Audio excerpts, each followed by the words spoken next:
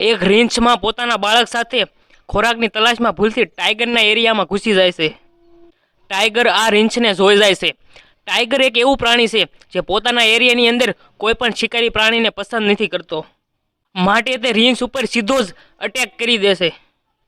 બાળક રીંછ આ જોઈને ખૂબ જ ગભરાઈ જાય છે। તે કૂદકા મારીને અવાજ કરવા માંડે છે।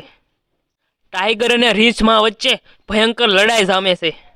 રીંછમાં પોતાના બે પગે ઊભા થઈને ટાઈગરને ડરાવવાનો પ્રયત્ન કરે છે, પણ ટાઈગર જંગલમાં કોઈના બાપથી નથી બીતો, તે આ રીંછમાંથી શું ડરવાનો।